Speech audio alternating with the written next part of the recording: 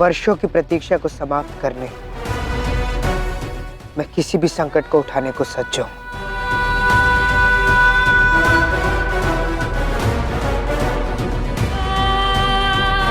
मैं आ रहा हूं मां, अपना ऋण चुकाने। पुत्र भद्रसाल, वो उपहार लेके आओ जो हम इस अहंकारी शतरानी के लिए लेकर आए हैं। अवश्य मां।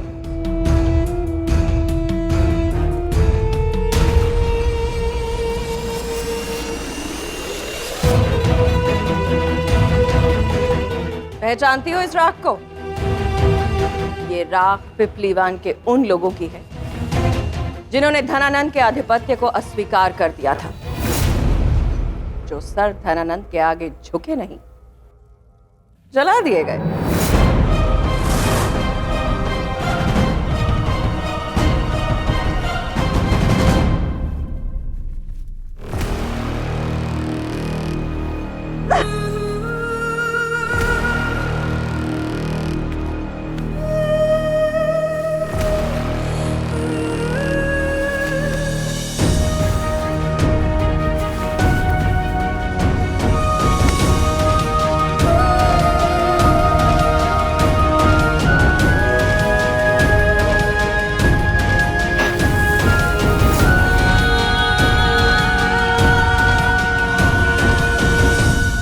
हमारी प्रिय बहन दुर्धरा अवकाश मनाकर लौट रही है और लौटने के पश्चात जब वो आपकी उंगली के विषय में पूछेगी तो आप हमारी बहन को क्या बताएंगे?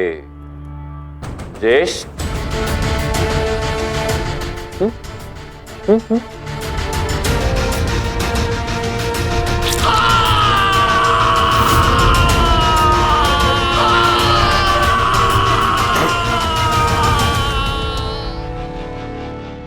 मैं कहूंगा कि आखेट के समय मेरा हाथ घायल हो गया। अद्भुत! बहाने का बहाना और सत्य का सत्य। आखिर मेरे धन का आखेट करते समय ही ये दुर्घटना घटी थी ना। सारा मगध मेरे सामने झुकता है, पर मैं अपनी बहन की इच्छा के आगे झुकता हूं। उसे ऐसे संभाला है जैसे ओस की बूंदों को पंखुड़ियां संभालती।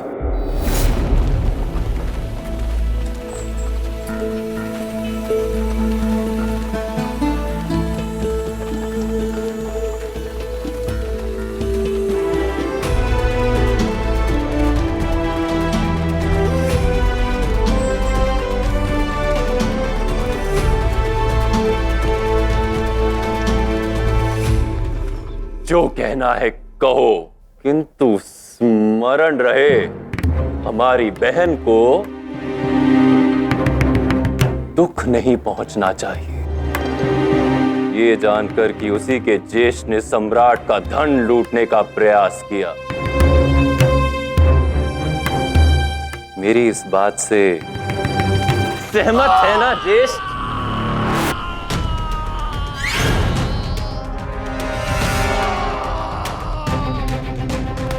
सहमत है ना ज्येष्ठ? हाँ, मैं सहमत हूं। तो बस मन मुटाव मिटाकर अपने छोटे भाई के गले लग जाओ। आओ।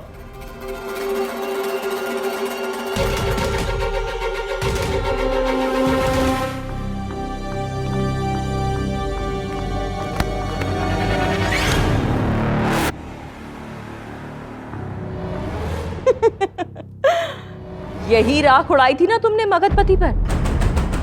अब यही राख तुम्हारा अस्तित्व निगल जाएगी और बहुत जल्द तुम्हारे पुत्र की राख इसमें सम्मिलित हो जाएगी। बस धनानंद को उसे ढूंढ लेने की देर है। सावधान! पीपलीवन के राजकुमार पधार रहे हैं। सावधान! पीपलीवन के राजकुमार पधार रहे हैं।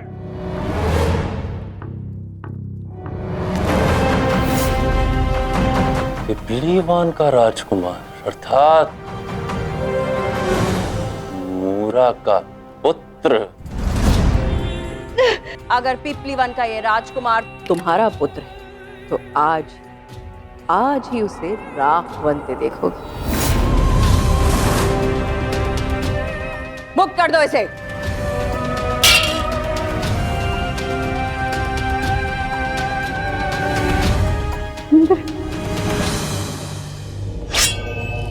वर्षों पूर्व इस तलवार ने पिता का लहू बहाया था, अब यही तलवार उसके पुत्र का रक्त बहाएगी।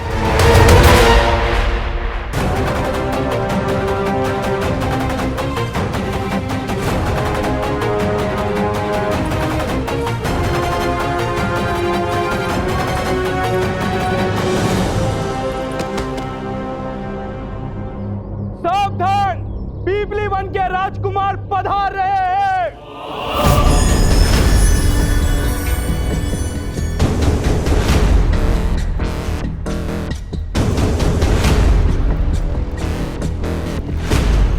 सम्राट धनानंद की जय।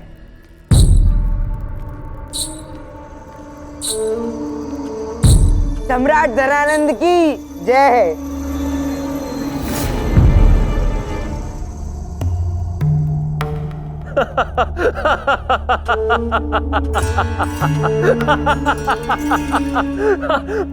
पिपलीवान का राजा,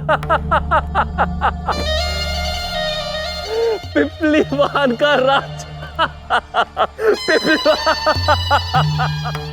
आज इस दास का अंतिम दिन होगा। पिपलीवान का राजकुमार।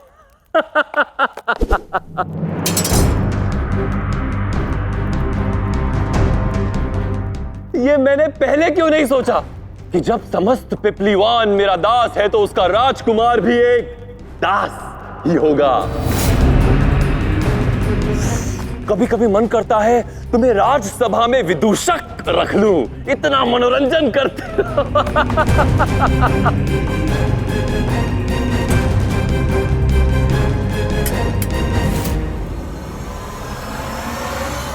वैसे पिपलीवान के राजकुमार बनने की उपाधि लेने का विचार तुम्हारे मस्तिष्क में आया कहां से?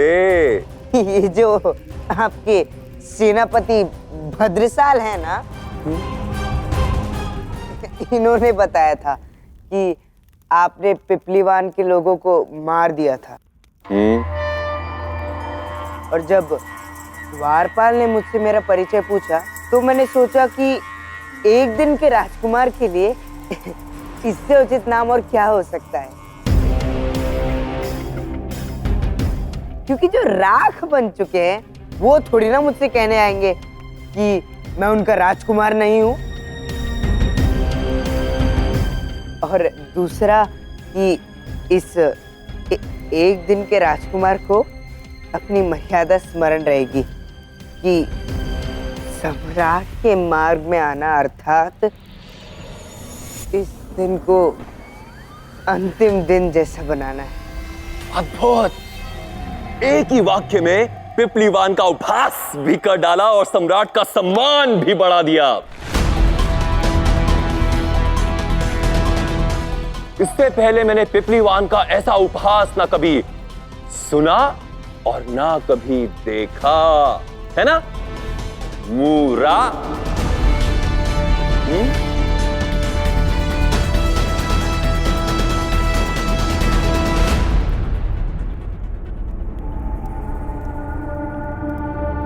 मूरा, पिपलीवान के राजकुमार आए हैं, थक गए होंगे, उनके चरण धोने का प्रबंध करो। क्यों दाइमा?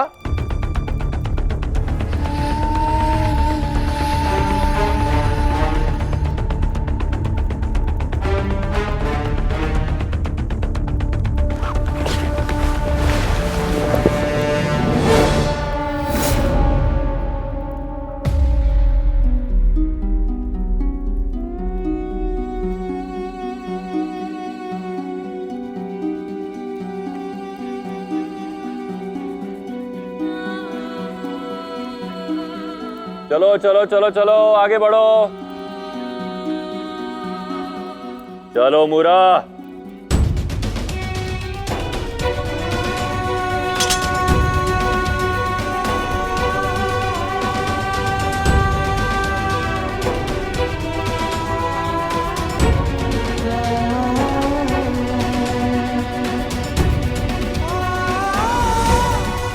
नहीं नहीं, ये कैसा अनर्थ है?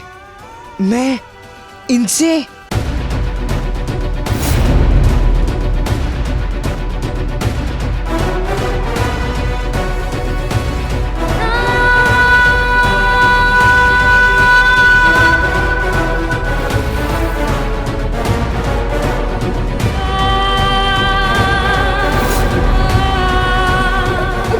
सम्राट, मुझे क्षमा कर देना। ये जो दासी है ना, ये मेरे चरण धोने में बहुत समय नष्ट कर रही थी और मेरे पास केवल आज ही का दिन है राजकुमार का जीवन जीने का, और इसीलिए मैं इतना बहुमूल्य समय का एक पल भी नहीं नष्ट करना चाहता था सम्राट। इन हो तुम राजकुमार, आनंद आता यदि तुम्हारे साथ और समय व्यतीत करने को मिलता, किंतु विवश हूं। मुझे एक अति प्रिय व्यक्ति का स्वागत करना है।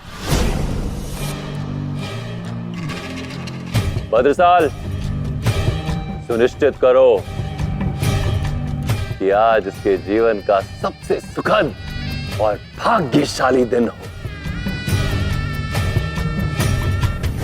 ऐसा दिन जो ये दास ना ना ना ना ना ये राजकुमार कभी ना भूले।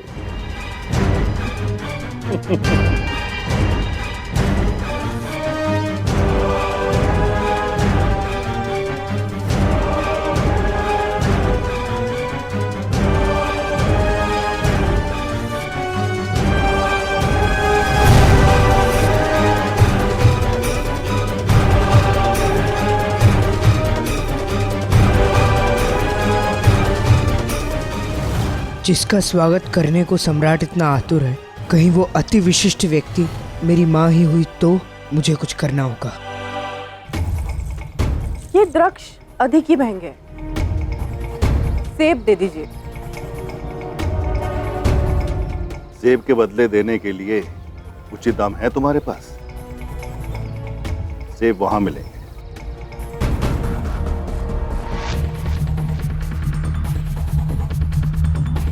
चिंता मत कीजिए, अंटी भरी है। राजकुमारी दूरधरा जो आने वाली है।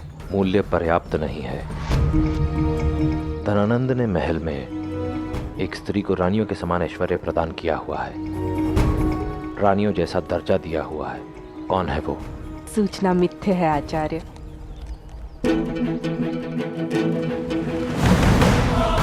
धनानंद तो उनमें से है जो रानी को भी दासी बनाकर रखता है, तो वो क्यों किसी रानी को सम्मान देगा? रानी को दासी? कौन सी रानी? पिपलीवान की रानी मूरा। दाई माँ की दृष्टि में आने के लिए मैंने उस बेचारी दुखियारी मूरा के साथ विश्वासघात किया है। क्या किया तुमने? अरे, तेरे पोटली में ये किसकी पोशाक है?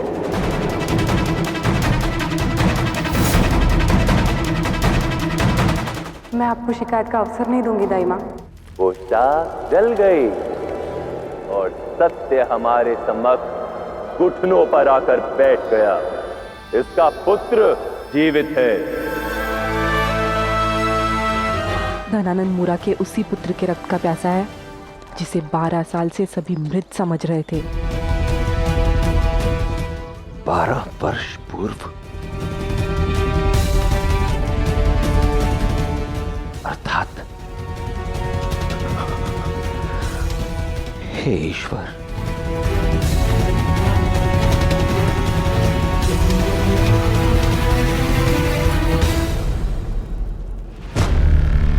दुर्धरा के स्वागत के लिए पूरे साम्राज्य के उत्कृष्ट नृत्यकों और गायकों को बुलाया जाए।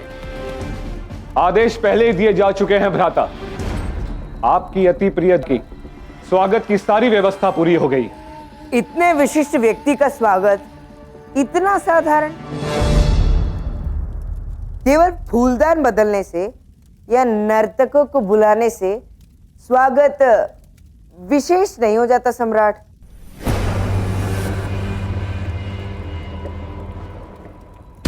अरे रे रे रे रे रे पांडु ज्येष्ठ, धैर्य धैर्य साधो।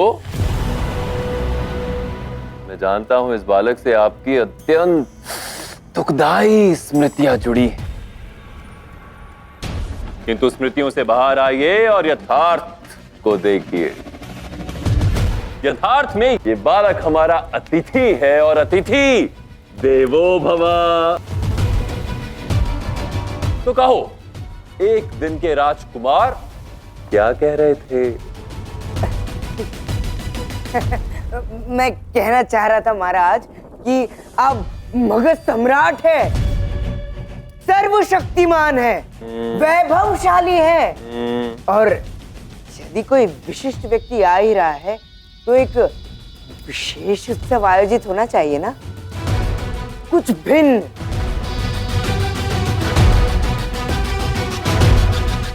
अब तक आपकी प्रजा ने केवल आपका विकराल रूप ही देखा, मगर अब आप यदि कुछ अपना भिन्न रूप उन्हें दिखाएं तो कदाचित आनंद आ जाएगा।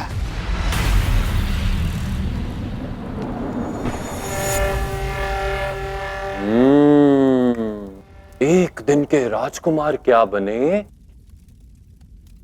सोच भी राजकुमारों वाली हो गई। ज्येष्ठ भ्राताओं, हमारे अतिथि के सुझाव का पूर्ण पालन हो।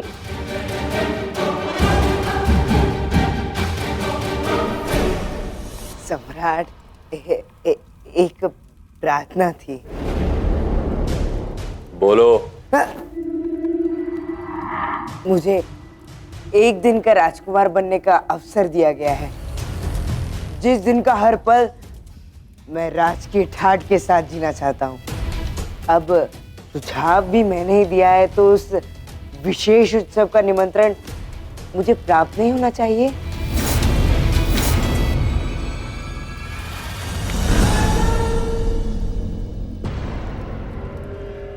अवश्य, तुम्हें भी निमंत्रण मिलेगा। कृपालु सम्राट धनानंद की जय! कृपालु सम्राट धनानंद की जय! कृपालु सम्राट धनानंद की जय! कृपालु सम्राट धनानंद की जय! उत्सव में सम्मिलित होने का अवसर तो पा लिया है मैंने। अब आशा है कि धनानंद की ये विशिष्ट अतिथि मेरी माँ ही। ये आप क्या कह रहे हैं आचार्य चाणक्य? वही सत्य जिससे मगध 12 वर्ष से अनजान है। चंद्रगुप्त मूरा का ही पुत्र है। किंतु वो तो एक दास है। दास है, परंतु जन्मा था पीपली बनकर, राजकुमार बनकर। अवश्य ही मूरा ने धनानंद से उसके प्राण बचाने के लिए उसे बेच दिया होगा, ताकि दास ही सही परंतु उसका पुत्र जीवित रह सके।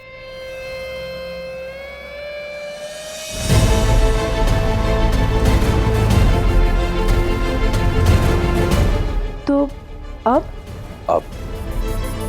चंद्रगुप्त के प्राण गहन संकट में है। एक और है मगधपति का भाई पांडु, जो चंद्रगुप्त से प्रतिकार का अवसर ढूंढ रहा होगा।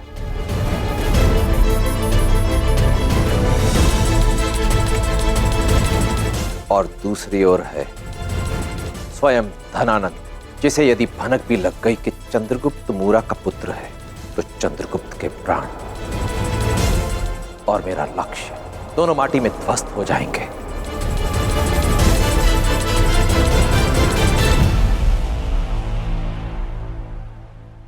जिस भांति तुमने पीपलीवान के लोगों का उपहास उड़ाया है, वो मैं भूली नहीं हूं। दास,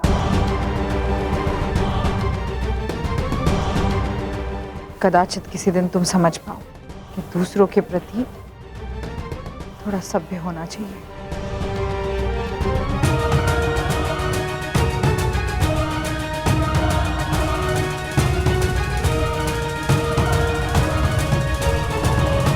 मैत्री, हमें एक और बात सुनिश्चित करनी होगी। चंद्रगुप्त और मूरा का सत्य स्वयं उन दोनों को भी पता ना चले।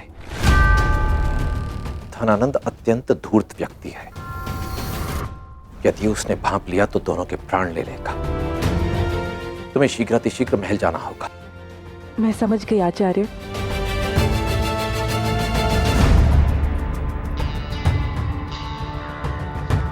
मेरा अनुमान सही था। ये चंद्रगुप्त की नियति है।